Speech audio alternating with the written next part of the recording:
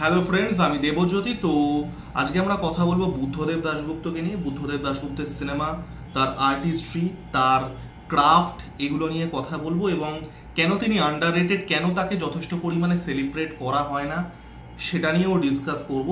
তো বুদ্ধদেব দাশগুপ্তের প্রচুর সিনেমা জাতীয় পুরস্কার পেয়েছে। ইনফ্যাক্ট তার 5টা cinema national award for best picture পেয়েছে, যেটা সেকেন্ড সব থেকে বেশি, অল ওভার ইন্ডিয়া সেকেন্ড সব থেকে বেশি সত্যজিৎ রায়ের পরে। তো এবং তার প্রচুর সিনেমা আন্তর্জাতিক বিভিন্ন ফিল্ম ফেস্টিভ্যালেও পুরস্কৃত হয়েছে। তো সেটা কেন, তার আর্টিস্ট্রিটা কি ছিল, তার ক্রাফটটা কি ছিল। তো দেখুন, বুদ্ধদেব দাশগুপ্ত বলা যেতে পারে অ্যালং উইথ ঋতুপর্ণ ঘোষ, এবং ঋতুপর্ণ ঘোষের ভিডিওটাতেও আমি এই আলোচনাটা করেছিলাম, যারা বাংলা থেকে শেষ জাতীয় বা আন্তর্জাতিক স্তরে রেগুলারলি সম্মান নিয়ে আসতে পারতেন, যেখানে তাদের বিভিন্ন বৈদেশিক ফিল্ম ফেস্টিভ্যালে তাদের সিনেমা প্রমিনেন্টলি শো করা হতো, সেখান থেকে পুরস্কার পেত, জাতীয় পুরস্কার পেত, এবং দেওয়ার দ্য লাস্ট ঋতুপর্ণ ঘোষ, বুদ্ধদেব দাশগুপ্ত এবং to an extent Aparna Sen বা গৌতম ঘোষও। তো বুদ্ধদেব দাশগুপ্তের সিনেমার সব থেকে স্ট্যান্ড আউট যে ফিচারটা, সেটা দেখুন, আমরা তো প্যারালাল সিনেমা বলি। এই যে বুদ্ধদেব দাশগুপ্ত বা ঋতুপর্ণ ঘোষ বা সত্যজিৎ রায়, এরা যে ধরনের সিনেমা বানান, এটাকে আমরা বলি প্যারালাল সিনেমা। প্যারালাল সিনেমা কেন বলি? কারণ এই সিনেমাগুলো জীবনের সমান্তরালে চলে। আমরা ব্যক্তিগত জীবন, আমরা জীবনটাকে যেভাবে দেখি সেইভাবেই সিনেমাতে রিফ্লেক্ট করা হয়, as oppose to the main stream cinema, যেটাতে লার্জার দ্যান লাইফ ওয়েতে দেখানো হচ্ছে। একটা হিরো 20 জন গুন্ডাকে ঘুষি মেরে উড়িয়ে দিচ্ছে, এটা আমাদের জীবনে হবে না। তো এই জাতীয় cinema, it is parallel to our life, আমাদের জীবনের সাথে সমান্তরালে চলে, এই জন্য আমরা এটাকে প্যারালাল সিনেমা বলি।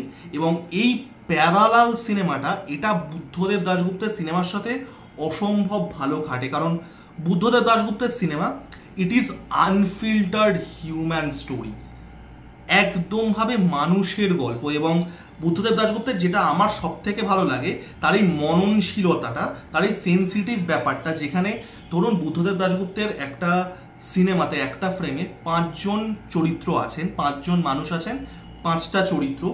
বুদ্ধদেব দাশগুপ্ত সেই 5টা চরিত্রের মধ্যে সব থেকে পিছিয়ে থাকা মানুষ, যে সব থেকে প্রান্তিক মানুষ, সোশ্যালি ইকোনমিক্যালি সব থেকে পিছিয়ে থাকা সেই চরিত্রটাকে ভয়েস দেবেন, এবং এটা তার প্রত্যেকটা কাজে প্রকাশিত হয়েছে। হি stood up for the little man. তার এই যে সমাজের প্রান্তিক শ্রেণীর মানুষের গল্প, তিনি সব সময় তাদের গল্পটা বলেছেন, তাদেরকে ভয়েস দিয়েছেন। আপনি বুদ্ধদেব দাশগুপ্তের প্রথম সিনেমা, এবং বুদ্ধদেব দাশগুপ্তের প্রচুর সিনেমার অ্যাভেলেবিলিটির ইস্যু আছে, আমি প্রথমেই বলে দিতে চাই এটা। আমার আমি এই জাতীয় ভিডিও করতে গেলে আমার অন্যান্য আগে সিনেমা দেখা আছে, কতটা ডিফিকাল্ট আপনারা নিজেরা যদি সার্চ করেন বুঝতে পারবেন।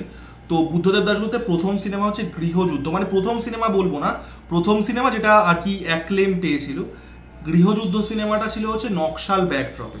এই যে আর্লি 70s যে নকশাল ক্র্যাকডাউনটা হয়েছিল, নকশাল আন্দোলন এবং পুলিশের যে ব্রুটাল ক্র্যাকডাউনটা ছিল এই নকশাল মুভমেন্টের ওপরে, সেটার ব্যাকড্রপের সিনেমা।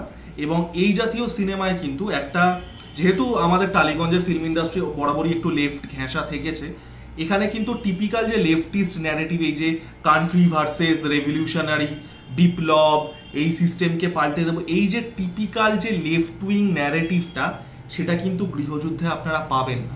আবারও সেই মননশীলতাটার জন্য, সেই সেন্সিটিভিটার জন্য গৃহযুদ্ধ কিন্তু কাদের গল্প বলছে, এই যে যে সময় নকশাল আন্দোলন হচ্ছে, দোকান পাশার বন্ধ হয়ে যাচ্ছে, কারখানা লক আউট হয়ে যাচ্ছে, এই যে সমাজের যে শ্রমিক শ্রেণী, তারা যে সাফার করছে অ্যাজ আ রেজাল্ট, তার গল্প বলছে।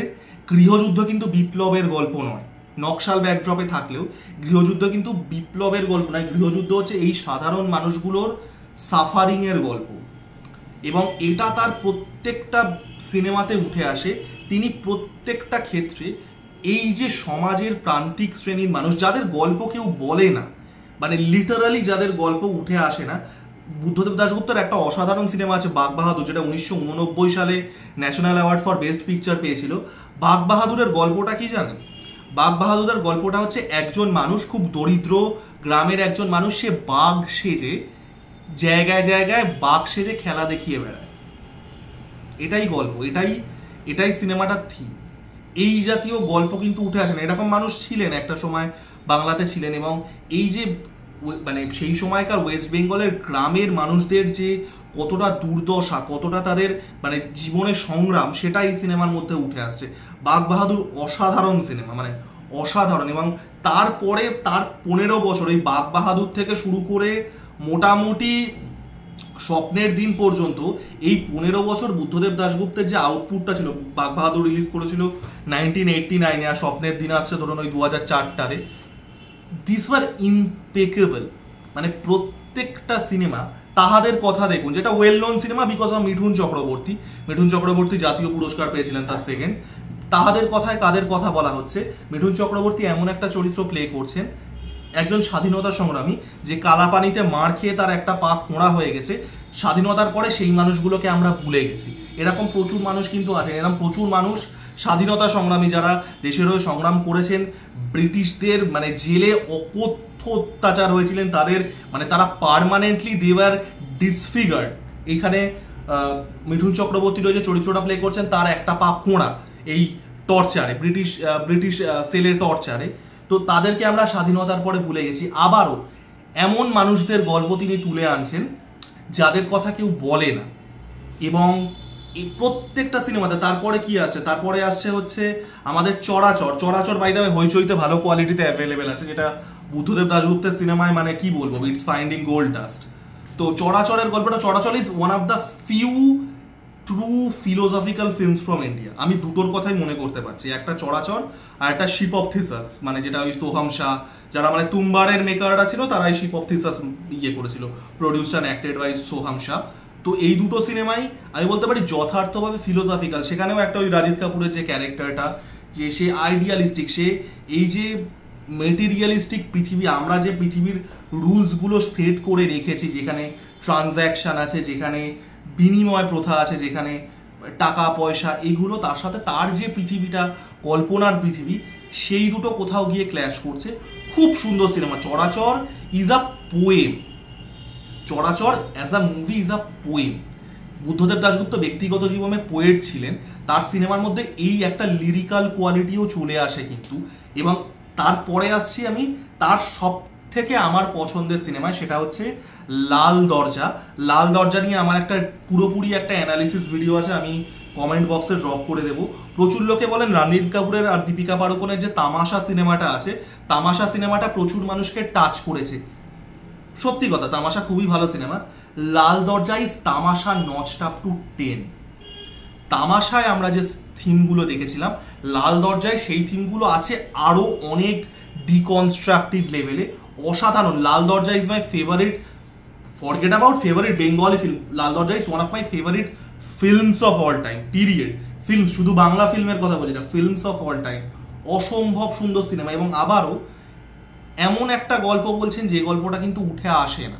একটা মানে একটা চেরাপুঞ্জির একটা ছোট্ট গ্রামের সেখানকার একটা কলোকুয়াল টার্ম, ঝুটাবতী পিঁপড়াবতী লাল দরজা খুল দে, এত সুন্দর, মানে ইটস লিরিক্যাল। এবং এই লাল দরজা থেকেও আমি আর একটা বুদ্ধদেব দাশগুপ্তের সিগনেচারে আসতে চাই, যেটা মানে রিমার্কেবল, যে তিনি কিভাবে অ্যাচিভ করতেন। কারণ দেখুন, সেটা হচ্ছে ক্রাফটসম্যানশিপ, তার যে টেকনিক্যাল প্রাওয়েসটা ছিল। কারণ বুদ্ধদেব দাশগুপ্ত যে বাজেটে সিনেমা বানাচ্ছেন সেটা খুবই কম। বাংলা সিনেমার বাজেট তো এমনিই খুব কম হয় as compare to rest of the film industries. Buddhadeb দাশগুপ্তের সিনেমাগুলো কিন্তু বাংলা সিনেমার হিসাবেও কম বাজেটের সিনেমা। তো তারপরেও তার যে টেকনিক্যাল পারফেকশনটা ছিল, সেটা ক্যামেরার কাজ, সেটা সিনের স্টেজিং, সেটা মানে কি বলবো, মানে সিকোয়েন্স তৈরি করা, প্রত্যেকটা ক্ষেত্রে আপনি টেকনিক্যাল পারফেকশনটা দেখলে। আমি তো এতক্ষণ ধরে ন্যারেটিভের কথা বলছিলাম, এবং narrative stands out the most. আমি একটা সিনেমাতে ইমোশনই বেশি দেখি টেকনিকের থেকে, বাট টেকনিকের কথাটাও বলতে হবে। এবং অত্যন্ত সীমিত রিসোর্সেসে, বাজেট খুবই কম ছিল সেই সময়কার বাংলা সিনেমায়। বাংলা সিনেমার বাজেট এমনিই কম, বাংলা সিনেমার হিসাবেও খুবই কম বাজেটের সিনেমা হতো।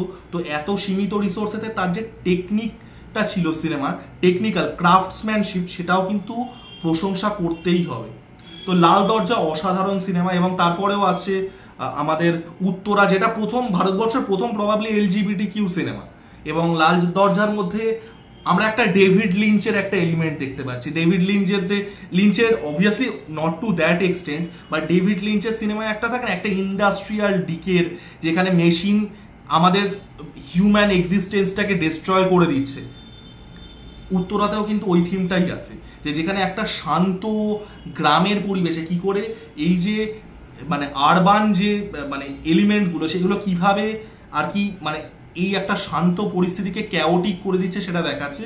তো it's very Lynchian in its theme, এবং এটার মধ্যে একটা আন্ডারলাইন এলজিবিটিকিউ থিম আছে। It's probably India's first LGBTQ theme যেখানে এই শ্রেণীর মানুষদেরকে, এলজিবিটিকিউ মানুষদেরকে অ্যাজ আ কমেডি হিসাবে দেখানো হয়নি, খোরাক হিসাবে দেখানো হয়নি, দে আর ট্রিটেড উইথ রেসপেক্ট। তো আবারও সমাজের প্রান্তিক শ্রেণীর মানুষদের গল্প অসাধারণ। মন্দমের উপাখ্যানের সিনেমাটার গল্পটা হচ্ছে ওটা প্রফুল্ল রায়ের গল্প থেকে নেওয়া। ইভেন বাঘ বাহাদুরও প্রফুল্ল রায়ের একটা গল্প থেকে অ্যাডপ্টেড। মন্দমের উপাখ্যানের গল্পটা হচ্ছে একটা ব্রদেলে, প্রস্টিটিউশন ব্রদেলে মধ্যে সেট। আবারও এই গল্পগুলো কিন্তু আমরা উঠে আসতে দেখি না, আমরা ব্রদেল উঠে আসতে কিসে দেখি? মন্টু পাইলটে। তো মন্দমের উপাখ্যান was Montu pilot, if Montu pilot was good. যাই হোক, জোকস অ্যাপার্ট। তো আবারও সমাজের প্রান্তিক শ্রেণীর মানুষদের গল্প। আপনি স্বপ্নের দিন দেখুন, হুইচ আই লাভ, এবং স্বপ্নের দিনও ভালো কোয়ালিটিতে ইউটিউবে অ্যাভেলেবেল আছে ফ্রিতে। তো গিয়ে দেখুন স্বপ্নের দিন, অসাধারণ সিনেমা। মানে একটা সিনেমার মধ্যে কতগুলো যে টপিক করা যায়, সেটা একটা মানুষের সেক্সুয়াল ফ্রাস্ট্রেশন, গুজরাটে দাঙ্গা, সেই সময়কার পলিটিক্স, সেই সময়কার মানে মানে আনরিকুইটেড লাভ, কতগুলো যে থিম মানে ডিকনস্ট্রাক্ট করলে কতগুলো যে লেয়ার বেরোবে একটা সিনেমার। আমি করছি না, আপনারা সিনেমাটা দেখুন। মানে it works on so many levels. আমরা আর্ট ফিল্ম কথাটাকে খুব ইজিলি বলে দিই, মানে যেটা নন মেইন স্ট্রিম হয় সেটাই আর্ট ফিল্ম আমরা বলে দিই। এগুলো অ্যাকচুয়ালি আর্ট ফিল্ম। একটা চরাচর, একটা লাল দরজা, একটা স্বপ্নের দিন, এগুলো actual art film. There is art, capital ART is in there. তো স্বপ্নের দিন, এবং তারপরে আসছে আমি ইয়াসিন আর আমার মধুবালা, যেটা প্রসেনজিতের সাথে তার আরও একটা কোলাবোরেশন। এবং আমি ইয়াসিন আমার মধুবালাটা দুটো খুব ফেমাস ফরেন সিনেমা থেকে কাইন্ড অফ তার ছাপ আছে। একটা হচ্ছে একটা জার্মান সিনেমা আছে দ্য লাইভস অফ আদার্স, এবং তার সাথে ক্রিস্টোফার নোলানের প্রথম যে সিনেমাটা ফলোয়িং, সেটা নিয়ে। এবং সেই সিনেমাটার থিম হচ্ছে ভয়ুরিজম। আবারও not something that we see in Bengali cinema. Voyeurism, এই অতৃপ্ত যৌন কামনা, বিকৃত যৌন কামনা, ভয়ুরিজম নিয়ে সিনেমা। তো সেটাই। এবং তারপরে তার লাস্ট, যেটা আমি বলবো the last great Buddhadeb Dasgupta cinema, সেটা হচ্ছে কালপুরুষ, যেখানে একটা বাবার সাথে তার ছেলের সম্পর্ক দেখানো হয়েছে, রাহুল বোস এবং মিঠুন চক্রবর্তীর। খুবই আবারও খুব মানে খুব touching in a way. Buddhadeb দাশগুপ্তের লাস্ট কয়েকটা সিনেমা আমার অতটা মানে নট ইন দ্যাট লেভেল ভালো লেগেছিল। সেটা টোপ হোক, সেটা জানালা হোক, আবারও সেটা আমি উড়োজাহাজ আমি দেখিনি। তো তার প্রত্যেকটা সিনেমার মধ্যেই এই জিনিসগুলো উঠে আসতো, এই যে cinema should be a medium to empower people, এই জিনিসটা তার মধ্যে প্রচণ্ডভাবে উঠে আসতো। তিনি সমাজের এই শ্রেণীর মানুষদের গল্পগুলো বলতেন, যেগুলো কাউকে ভয়েস দেয় না। যেটা আমি শুরুতেই বললাম, যে আমরা যদি একটা মানে ফ্রেম দেখি, ফ্রেমে 5টা চরিত্র থাকে, তিনি সবসময় সব থেকে দুর্বলতম চরিত্রটাকে ভয়েস দিতেন। তো অসম্ভব। এবং তার সিনেমাতে খুবই কম বাজেটের সিনেমা হতো, খুবই টেকনিক্যালি লিমিটেড রিসোর্সেসের সিনেমা হতো, কিন্তু সেখানেও তার যে ক্রাফটসম্যানশিপ ছিল সেটা উঠে আসতো। আমি জানি না এই মানে বুদ্ধদেব দাশগুপ্তকে নিয়ে কেন ভিডিও বানায় না। আমাদের মুভি রিভিউ কমিউনিটির কথা আমি বাদই দিলাম, বাট তার কাজ নিয়ে যথেষ্ট পরিমাণে ইন্ট্রোস্পেকশন হয় না। তো আমি একটা যতটুকু মানে একটা ইউটিউব ভিডিওতে তার ফিল্মোগ্রাফিটা যতটুকু আলোচনা করা যায় আমি করলাম। আপনারা তার সিনেমাগুলো দেখুন, এবং তার সিনেমার অ্যাভেলেবিলিটির একটা ইস্যু আছে। এবার কি আর বলি, মানে আমাদের আর্কাইভিং এর কাজ ভালো হয় না। তো সিনেমাগুলো দেখুন আপনারা, যতগুলো অ্যাভেলেবেল আছে। আমার ভিডিওটা কেমন লাগলো জানাবেন, লাইক, কমেন্ট এবং সাবস্ক্রাইব করে আমার পাশে থাকুন। ধন্যবাদ।